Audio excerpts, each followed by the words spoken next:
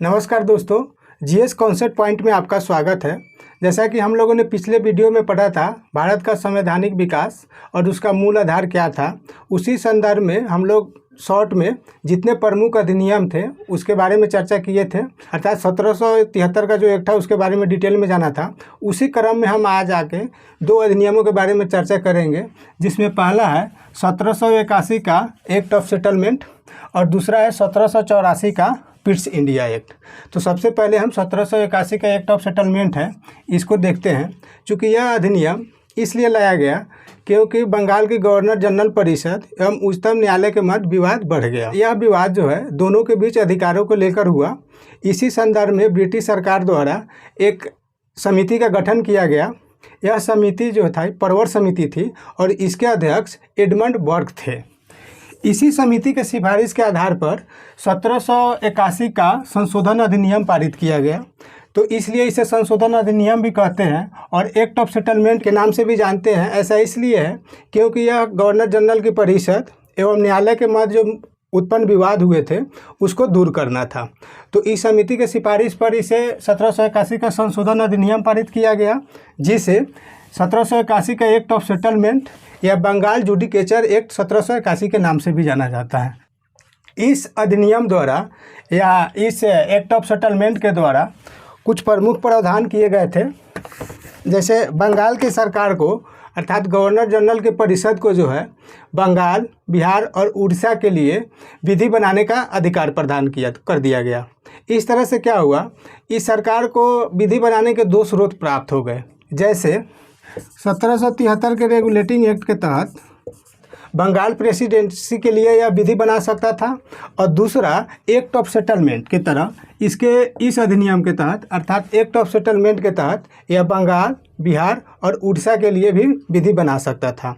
दूसरा क्या हुआ कि सर्वोच्च न्यायालय के कार्यों को स्पष्ट करते हुए गवर्नर जनरल की जो परिषद थी उसको सर्वोच्च न्यायालय के अधिकार क्षेत्र से बाहर कर दिया गया। अर्थात उसको अब जो भी नियम बनाएगी गवर्नर जनरल की परिषद उसे सर्वोच्च न्यायालय के पास पंजीकृत कराना अनिवार्य नहीं रहा।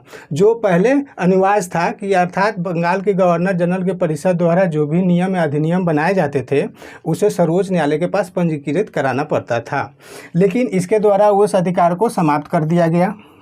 दूसरी बात, उसके अधीन कुछ राजस्व अधिकार थे उसको समाप्त कर दिया गया और प्रांतीय न्यायालयों के विरुद्ध जो अपील थी वो सर्वोच्च न्यायालय में न करके गवर्नर जनरल की परिषद के पास करना होता था।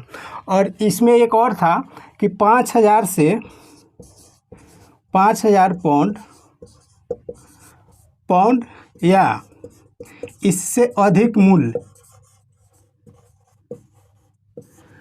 मूल्य के जो भी मामले थे उसे गवर्नर जनरल की सब परिषद के तहत ब्रिटिश सम्राट के पास भेजा जाना होता था।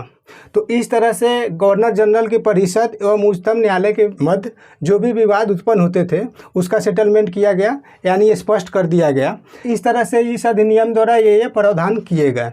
अब हम जानेंगे 1784 का पिट्स इंडिया एक्ट।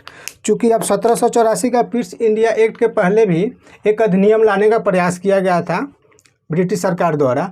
उसे क्या है कि उसको हम जानते हैं चार्ल्स जेम्स मतलब फॉक्स का भारतीय विधेयक। इसको फॉक्स का भारतीय विधेयक के नाम से जाना जाता है। यह विधेयक जो है नवंबर 1783 ईस्वी में लाया गया था। फॉक्स का पूरा नाम था चार्ल्स जेम्स फॉक्स।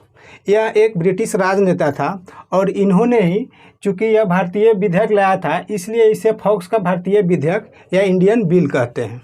ठीक है, तो ये बिल जो है फॉक्स लाए, लेकिन यह विधेयक जो है इसमें दो प्रावधान किए गए थे। एक प्रावधान यह था ब्रिटेन में स्थित कोर्ट ऑफ डायरेक्टर्स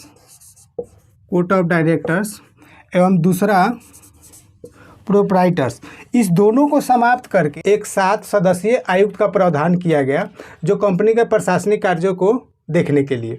लेकिन इसमें क्या था कि 7 सदस्यों का मनोनयन कौन करेगा इसको लेकर एक सवाल था।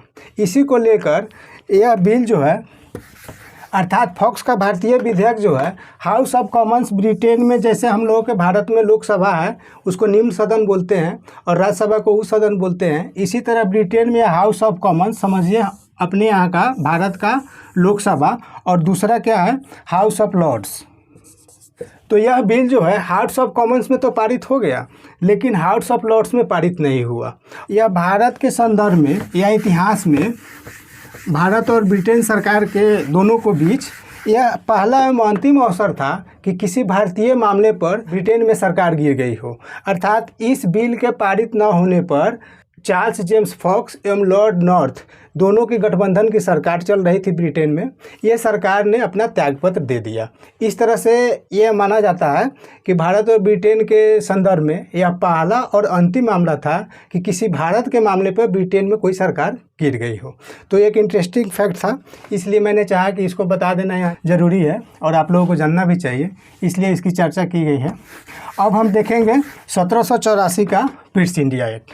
अब चूँकि यह 1783 में फॉक्स द्वारा बिल लाया गया था लेकिन पास नहीं हो पाया, इसी को देखते हुए फिर क्या किया गया, 1784 का ब्रिटिश इंडिया एक्ट लाया गया।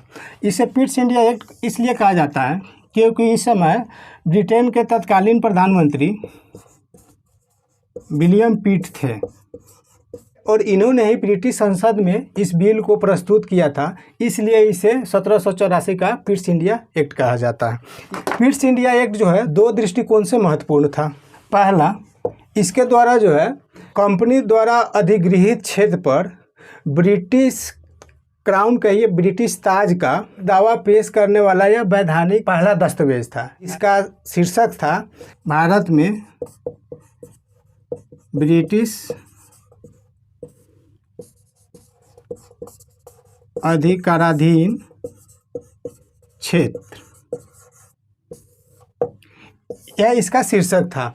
चूँकि इसके द्वारा या भारत में कंपनी द्वारा अधिगृहित क्षेत्र पर वैधानिक रूप से ब्रिटिश सरकार का दावा पेश किया गया था, इस दृष्टिकोण से यह महत्वपूर्ण था। दूसरा क्या था, इस अधिनियम के द्वारा कंपनी के प्रशासनिक कार्यों पर सरकार के मतलब यहाँ का जो सरकार चल रही थी उसके कार्यों पर ब्रिटिश सरकार का नियंत्रण हो गया। अब हम डिटेल में जानेंगे तो ये सारी बातें स्पष्ट हो जाएगी। 1784 के ब्रिटिश इंडिया एक्ट के तहत क्या किया गया, कंपनी के व्यापारिक एवं राजनीतिक कार्यों को अलग कर दिया गया। अर्थात कंपनी के व्यापारिक कार्यों के लिए बोर्ड ऑफ डायरेक्टर्स एवं इसके राजनीतिक कार्यों के लिए बोर्ड ऑफ कंट्रोल का गठन किया गया। इस तरह से हम यहाँ देखते हैं कि कंपनी का कार्य जो पहले एक ही जगह होता था, अब इसके दोनों कार्यों को अलग अलग कर दिया गया। कंपनी के व्यापारिक कार्य के लिए बोर्ड ऑफ डायरेक्टर्स एवं कंपनी के राजनीतिक कार्यों के लिए बोर्ड ऑफ कंट्रोल का गठन किया गया। बोर्ड ऑफ कंट्रोल में 6 सदस्य होते थे, अर्थात यह बोर्ड ऑफ जो कंट्रोल था जो राजनीतिक कार्यों के लिए था, यह 6 सदस्यीय था, जिसका चांसलर ऑफ जिसमें एक सदस्य था चांसलर ऑफ एक्सचेकर, दूसरा एक राज सचिव और 4 सदस्य जो है प्रीवी काउंसिल के होते थे। और इन 6 सदस्यों की नियुक्ति जो है ब्रिटिश सम्राट द्वारा की जाती थी। इसके द्वारा ब्रिटिश सरकार का यहाँ के शासन पर पूर्णतः नियंत्रण प्रदान कर दिया गया, वह इसी के माध्यम से किया गया था बोर्ड ऑफ कंट्रोल द्वारा। और एक इंटरेस्टिंग यह भी कि यहीं से दोहरी शासन की प्रणाली की व्यवस्था प्रारंभ हुई, 1858 तक बना रहा। बोर्ड ऑफ कंट्रोल के माध्यम से ब्रिटिश सरकार का नियंत्रण इसलिए हुआ क्योंकि इसका जो अध्यक्ष होता था वह ब्रिटिश मंत्रिमंडल का सदस्य होता था। इस दृष्टिकोण से यहाँ जो है ब्रिटिश सरकार का नियंत्रण हो गया। और दूसरा एक बोर्ड ऑफ डायरेक्टर्स जो व्यापारिक मामलों के लिए था। तो 2 शासन हुए, अर्थात उपनिवेशिक क्षेत्र में 2 तरह के शासन चलने लगे। एक ब्रिटिश के प्रत्यक्ष नियंत्रण द्वारा, जो यह इसका अध्यक्ष जो होता था वो ब्रिटिश मंत्रिमंडल का सदस्य होता था, और दूसरा बोर्ड ऑफ डायरेक्टर्स जो व्यापारिक मामले को देखता था। इसके बाद क्या किया गया, गवर्नर जनरल के परिषद की संख्या में भी कमी की गई। जो हम लोग पढ़े थे 1773 के एक्ट के तहत गवर्नर जनरल के परिषद में जो है 4 सदस्य होते थे, उसकी संख्या घटाकर यहाँ 3 कर दी गई। और इस परिषद को जो है भारत में प्रशासनिक अधिकार, जैसे इस प्रशासनिक अधिकार में सहन शक्ति, युद्ध, संधि, राजस्व आदि मामले का अधीक्षण का कार्य गवर्नर जनरल की परिषद को सौंप दिया गया। इसी तरह जो है प्रांतीय परिषदों में भी सदस्यों की संख्या घटाकर 4 से 3 कर दी गई। तो एक तरह से हम देखते हैं कि गवर्नर जनरल की परिषद में 4 सदस्यों की संख्या जो पहले थी उसे घटाकर 3 कर दिया गया। दूसरा, प्रांतीय परिषद के सदस्यों की संख्या भी 4 से घटाकर 3 कर दी गई।